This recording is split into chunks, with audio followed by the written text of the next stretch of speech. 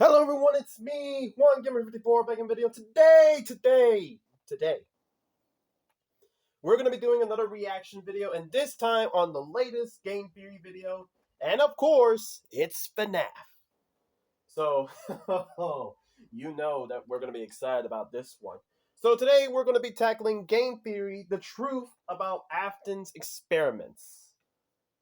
And, well, let's be honest. It's those experiments that kickstarted the whole series. But anyways, guys, we're gonna be doing a reaction. So without further ado, just sit back, relax, grab some snacks, and yeah, we're gonna do the video. Let's do this. Steel Wool interview reveals the true purpose of the most recent FNAF book. Even though it's set in the Pizza-plex and focuses on characters we know like Gregory and Cassie, its biggest reveals are actually based much earlier in the franchise's history and may reveal something very interesting about our favorite Urkel killer. Alright. Hello, Internet. Welcome to Game Theory, the show that's always gassing up the importance of tiny details in FNAF books. And Okay. just a little while ago, we got ourselves the third and, at this point, final Choose Your Own Adventure style. Yeah, and we have all those 3 books, man. To be an exciting final adventure where we would take on the role of Cassie, who is playing hide and seek alongside our good pal Gregory as the animatronics go haywire in a prequel to Security Breach. Huh? Say I and most other FNAF theorists were excited for this one. Maybe now we get some of the answers we've been desperately seeking to the very... I'm gonna be honest with you guys. I did not know all that. I didn't think this was gonna be a prequel. I don't know why, but for me, I thought that this was gonna be like a sequel or something. I genuinely thought Escape from the Pizza-plex was basically, Cassie survives somehow, and she's trying to escape, and that's why in the next game, not Secrets of the Mimic, but the next game, we know how she escaped. I didn't know this was actually a prequel. Okay, I caught lacking on that one. Confusing lore of that game, but what we actually got was a lot more confounding. Dang. The book is fine, but compared to the week before, Return to the Pit, even VIP, it wasn't really giving us anything in the lore department. We didn't get to see Gregory in action in his more GGY Dr. Rabbit state, hacking the animatronics and generally being a bit of a jerk, and we got to see Cassie's friendship with both Gregory and Roxy present itself a little more. But neither of these things did what we were hoping for. I personally was hoping for answers like, how did Gregory become a slave to Glitch Trap? Or why is Cassie seen as so important to this plan? No, we got nothing of the sort, which is why it's taken me this long to come up with a theory. I've been scratching my head for ages trying to figure out since what the April. point of this story was. What was it trying to tell us? And it wasn't really until the other week when I was chatting to friend of the channel Right Toast about this book that suddenly it hit me. I've been looking at this all wrong. Rather than looking at the characters we know from the franchise, I needed to look at the new character it introduced. A new kind of staff bot called the Reagent, with hoses, and a gas canister attached to its back that it uses to incapacitate Cassie in dozens of the book's endings. Eventually, this thing is destroyed by either Cassie or Roxy, depending on the ending you get. Because this guy isn't in Security Breach, so we gotta get rid of him so we don't mess up the timeline even more. But the question Brian and I both had was, why? Why introduce him at all if you're just gonna have to get rid of him? Why not make it one of the other Glamrocks, or Gregory, or Peck? Make it the first modern appearance of the Mimic in some way. But the more I pondered and banged my head against the wall, the more I began to realize that Scott absolutely had a purpose. He looks so funny. Fix it. It was pointing to something much further back in the franchise's history. Something that we're likely to get a glimpse of in Secret of the Mimic very soon. Oh yeah. About this guy is that It's just one more week and boom. that it uses to incapacitate Cassie. Who's copying whose homework? Oh, come on. And so, just like with soon, the main thing we learn about this guy is that it has mysterious gas powers that it uses to incapacitate Cassie. Who's copying whose homework now, eh, Poppy? So, just like with Poppy, the first thing I wanted to do to get to the bottom of this new character was to figure out what this mysterious gas actually is. Because when you call your character the Reagent, that has consequences. A reagent is a real scientific term that refers to a substance or compound that is added to a system to cause a reaction. And Okay. if you're going to use scientific terms to name your characters, we're going to science the heck out of those characters. So what do we learn about this mysterious reagent gas? Well, Besides knocking people out. parts are what it does to Cassie when she encounters it. Quote, your eyes and throat burn. The moment you move, vertigo seizes you, and you can't seem to make your arms move right. They're too heavy, as if they're made of lead. You blink, your eyes flooded with tears. Then everything goes dark. Cassie also mentions coughing, fuzzy vision, and dizziness in other parts of the book. So that's a pretty extensive list of symptoms to work with. Immediately, my mind went to something like carbon monoxide, the silent killer. It's a very common but very dangerous gas that, when breathed in, ticks a number of our symptom boxes. Blurry vision, dizziness, loss of muscle control, and while it is often associated with coughing, that is a symptom that can occur in certain individuals. Eventually, all of this leads to a loss of consciousness and death. Plus, it is used scientifically as a reagent, so we're off to a pretty good start. But it's not quite a perfect match. Carbon monoxide doesn't cause your eyes or throat to burn, hence it's called the silent killer, because you often can breathe it in and not know it's affecting you until it's too late. It's also called the silent killer for another big reason that doesn't work with our mysterious gas. Its odor, or more specifically, its lack of odor. You cannot smell carbon monoxide when it's leaking, which is why you should always have a carbon monoxide alarm installed in your home to sense it for you. Now, I wouldn't put it past Fazbear Entertainment to ignore this crucial safety step, but Cassie does have something to say about the smell of this particular gas. Quote again, a noxious cloud follows in its wake. A thick, sharp scent of chemicals fills your nostrils. so it can be detected. So it's not carbon. It's not that. It cannot be carbon monoxide. With the smell being associated with chemicals and the reagent being responsible for, quote, cleaning the pizzaplex of organic matter, I wondered if this could be something like chlorine gas. Chlorine is generally used as a disinfectant for things like swimming pools, but in gas form, while it can be used as a reagent, it's also incredibly dangerous. Just like carbon monoxide, it can cause lightheadedness, dizziness, blurry vision, and muscle weakness. But it also has the added effects we're looking for, like the burning sensation in the eyes and throat, which leads to coughing and watering eyes. And it has a strong chemical smell, typically reminding people of cleaning products like bleach. It also has another quality that carbon monoxide lacks. You can see it. In that previous quote from Cassie, we learned that she's not only able to smell the gas, but see it as well. To get a noxious cloud follows in its wake. Sadly, we don't get any descriptors in the book about its color or anything. That would be way too helpful. But the fact that it's visible. Oh, come on! That would be way too helpful. But the fact that it's visible at all is important for us to bear in mind. And chlorine gas is visible, usually a yellowish green color. So why is this not the end of the video? Chlorine gas seems to be a perfect solution. The problem is that I can't get this clip from Toast's stream out of my head. The tanks in the scuba room, they are labeled nitrogen, but these gas canisters aren't anywhere. They're in the basement of the pizzaplex. Where the mimic's at. Somewhere in the pizzaplex. And the only thing we've really seen using gas in this building is the reagents. That means that the most likely suspect for the gas being used within Fazbear is a nitrogen-based gas, which, as you can tell by the name, chlorine is not. Dang. So, gotta try again. We need a gas that is visible, smells of chemicals, burns the eyes and throat, causes dizziness, heavy limbs, passing out, be nitrogen-based, and be some kind of reagent. This is becoming way more complicated than I intended. Who thought that a game about a possessed animatronic murder bear wouldn't follow the logical rules of the real world? But I'm nothing if not determined. And so, I did what any logical, sane person would do in this situation. I looked up every single nitrogen-based gas that has ever existed and compared it to our symptoms. I'd like to say it was fun, but even the nerd in me was screaming. But it was made a little easier thanks to this video's sponsor, Opera. Thanks to Opera, I was able to use the crossed-off options from the list. I was left with only one possibility. Something I'd never heard of. Dinitrogen tetroxide. It has a sharp and pungent smell of chemicals. If breathed in, it can lead to every symptom we mentioned. As the name suggests, it's nitrogen-based, and while it is by default colorless, dinitrogen tetroxide has a fun little quirk that solves that problem. It exists in a permanent state of equilibrium with another gas, nitrogen dioxide. Dinitrogen tetroxide literally cannot exist without nitrogen dioxide.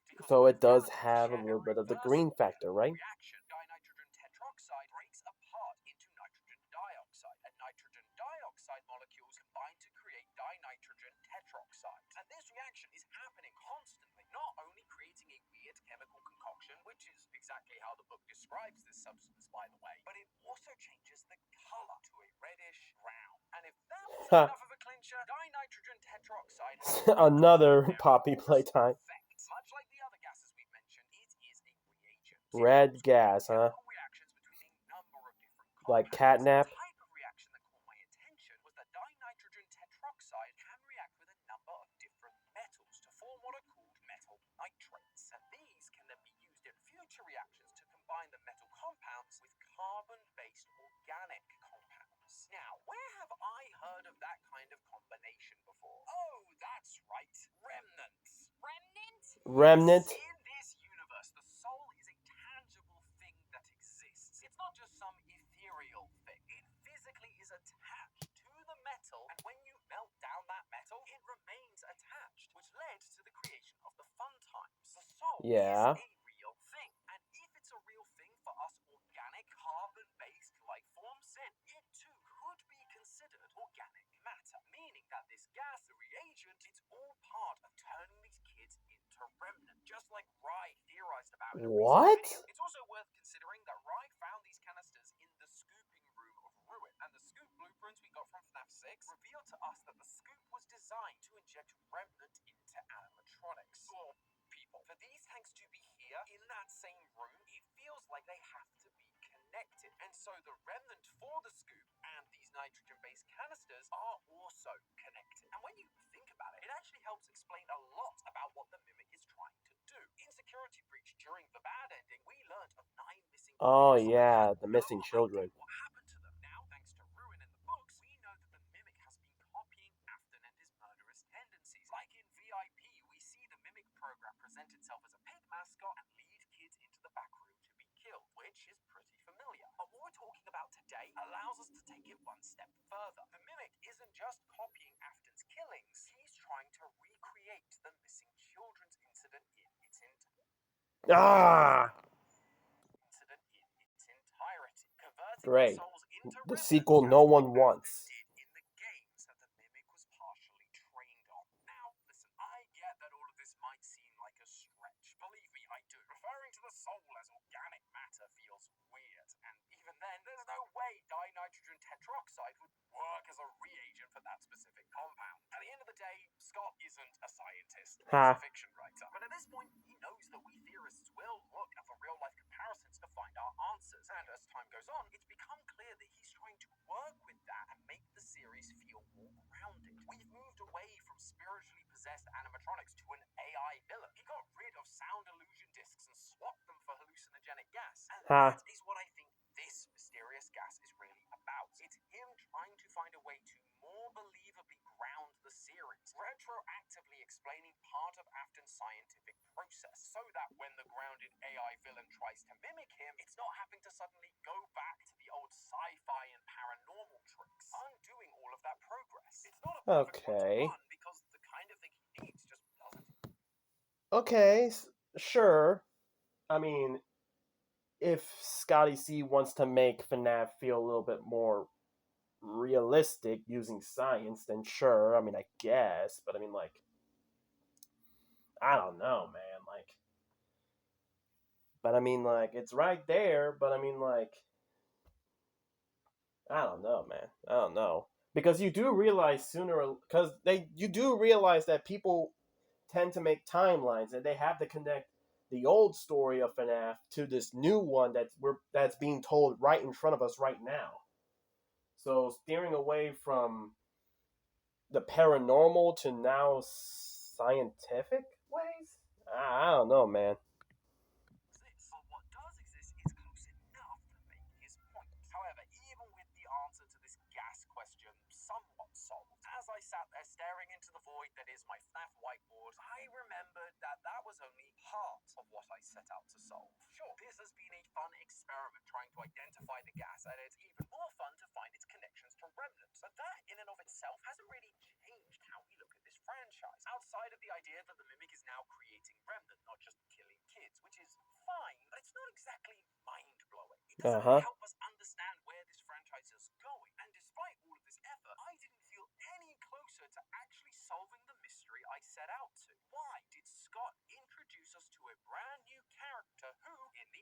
suffers from the classic prequel issue of having to be gone before the end of the book because he wasn't in security breach. Yeah. Ultimately, at this point, I was at a loss. I was ready to throw this entire theory out and just act like the book didn't even exist. That wasn't until Dorko's interview with Evan Lampe, the creative director of Secret of the Mimic. How carefully are you putting... Oh yeah, in case you guys don't know, I recently made a video on my third channel on everything I was able to catch up, everything I was able to get from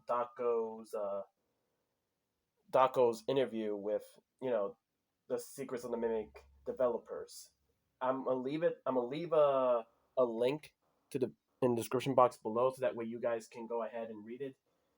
I mean, you can go ahead and watch it. I basically dropped down as much stuff I got from that interview, and even then, I still feel like I've been missing some stuff. But I did got some stuff that might interest you if you're interested. Again, links in the description box below if you want to watch that video on the third channel. And, subscribe to the third channel. I've been noticing I've been uploading a little bit more frequently over there. In the books in consideration of Secret of the Mimic, we've actually been talking about making this game for a long time, and we were developing the game kind of while these books are coming out. It's interesting to work kind of in dual mediums. Secret of the Mimic was being developed alongside the books. They are directly influencing each other. Once again, I'd been looking at this all wrong. Escape the Pizzaplex appeared to be about security breach, but in actuality, its story is supposed to tie into Secret of the Mimic. So I went back and watched the trailer over and over again, looking for something that connected this game to the weird reagent we've been analyzing. And guys, I think I found something big. In this trailer, there is a new character, Dolly the nurse. Well, Okay. I say new. We've actually heard from Dolly before. During the Really?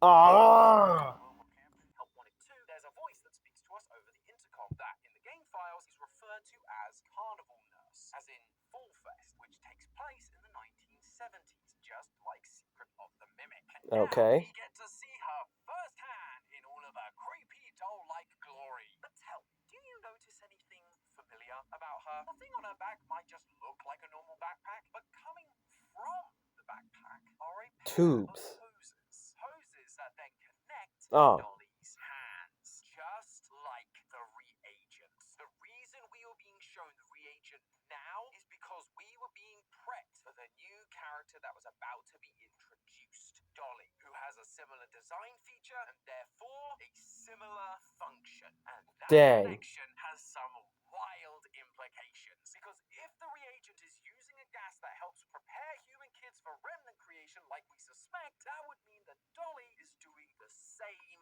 thing in 1979. What? Remnant came about as the result of AFTON'S experimenting with the animatronics after his son died and he committed the missing children's incident. Now I'm saying it exists 4 years before his son even died? That can't possibly be the case. No. No.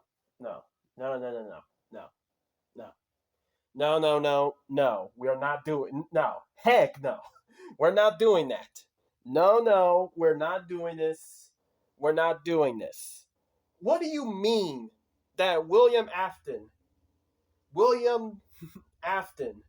is doing this even way before the bite of 83 was supposed to send him over the edge? Now, again, we don't know, okay? I just assume that the bite of 83 just gives him a somewhat reason to do it. I'm not saying he did it because he loved his son. Heck, there probably might be a video that I might discuss William never loved his son or any of his children. I don't know. But you're not going to tell me that William Afton has been doing this even way before than the bite of 83. Come on, man. Come on, dog. Right, and honestly, at first I thought so too. But the more I thought about it, the more I realized that this change actually lines up with a number of other predictions we've made recently about the start of the Theft timeline. In my first Secret of the Mimic theory, I spoke a lot about Fall Fest, Fazbear's circus that ran throughout the 70s and 80s. Thanks to some tweets from the developers and my love of Shakespearean theatre, I was able to infer that Charlie's death and the missing children's incident were not Afton's first rodeo. He'd actually been for a long time. But what if it wasn't just the killing that had been going on for a long time, but the experimentation as well? In earlier But parts for of the franchise, what it felt like though? Afton was always the businessman, while Henry was the animatronic genius. But as time went on, we were shown that actually William was also a bit of a scientific genius himself. However, I'm a bit of a scientist he myself. tells us that there is a crucial difference between him and Henry's design, something he called the spark of life. Henry was able to make his animatronics feel alive, something Afton was unable to achieve on his own. But he was desperate to figure it out. So why wouldn't he begin experimenting, trying to figure out how to get life Nah, into this his is animatronic creation? nah, this is Back in my initial theory, I didn't really have much of an explanation as to why Afton was killing all those years ago, other than he was just a bad man. But this would actually give it some level of purpose. He's not killing aimlessly or for fun. He's doing it because he needs to beat Henry. I also theorized recently bruh, that my Afton man is always had an jealous. accomplice in his murder, based on the inclusion of Reverse Baby flash levels of Morales hate. killed by a yellow rabbit in Return to the Pit, which takes place in 1985. I concluded that we were being shown that Baby has always been there to assist Afton, even as far back as Fall Fest. I wondered if maybe Secret of the Mimic would reveal what that looked like. And well, Dolly could be the one I was looking for. She does have some very similar design features to Baby. Come From on. the fun-time split face to the arm joints being almost identical to Baby's, even the medical symbol in the middle of her midst.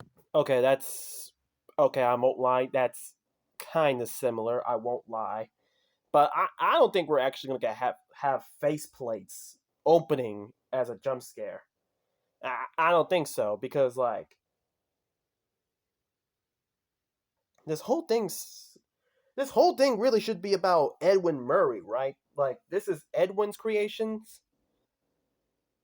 But hey man, let it roll, man. Let it roll. Section looks similar to the fan that Baby has in her midsection. Plus, they're both voiced by Heather Masters. It's a small thing that we can't put too much weight on, but I figured it was worth mentioning. Dolly would also be the perfect accomplice for Afton during the Fall Fest Carnival era. He'd be able to hide all his murders in a medical tent, out of sight where regular people aren't able to go. He'd have all the medical tools he could possibly need, and in 1979, no one's gonna question the nitrogen gas canisters because nitrous oxide, i.e. laughing gas, was still used in medical practices until the mid-80s. And the cherry on top Okay, of that's all of this is interesting. that if I'm right, it massively changes Afton's entire motivation during the original series of games, and the oh-so-famous line that he gives his son before he dies: I will put you back together. This line has often been used as Afton's main driving force. From here, he would go on to kill some kids and learn about the secrets of Remnant. But I remember when we were writing our Ultimate Timeline, we kind of had to fudge the evidence a bit when it came to how he knew that killing kids would be the solution. The best we could come up with is that he'd seen it in characters like Baby or the Puppets, all of which makes that line more of a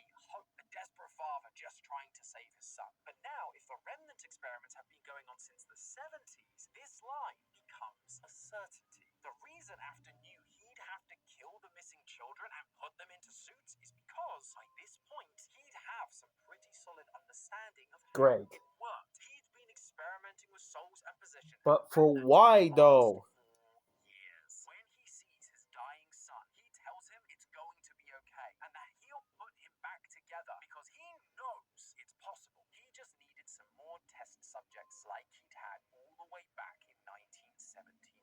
But in just over a month, the day of reckoning is coming. Secret of the Mimic. Oh yeah, let's go. The last 2 years of theorizing is going to be put to the test, and I have something special planned for when that happens. So make sure you're subscribed so you don't miss that announcement. But until then, guys, remember, that's just a theory. A game theory. Okay.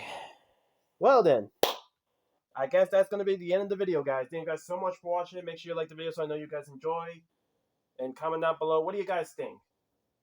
Obviously, it was an okay video, right? But I will say this. I really, as much as it has some evidence and it's like, oh, well, shoot, man. I mean, like, I guess William always has been piece of scum. Like, he's up there with Joker. Shoot, I'm surprised. Like, Michael. Enough with these, enough with this, with flaming this man. Enough setting your father on fire, man. Bloody do a Red Hood, man. Get vengeance. Bring out the doolies. But at the same time, it's like, at one hand, okay, he knows. So he isn't just killing, he ain't sending kids to the gulag out of a whim. He knows this, right? So at one hand, it's like, okay, that explains why someone would justify, well, not really justify, but someone thinking that, oh, all I just gotta do is just send more kids to the gulag and boom, my son's back. He knows this. If this theory is true, then that means he knows this.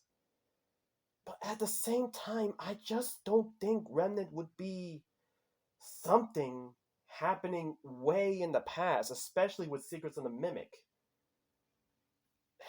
I still have some more things to say, and I don't want to run out the video so much, so I feel like this might be a separate video we'll touch upon. I'll say this is an okay video, to say the least. I'll say it's an okay. It's not. Don't get me wrong, it's not bad, but it's also just some things that's keeping me from saying that this is good. But what do you guys think? I would like to hear your thoughts in the comment section below.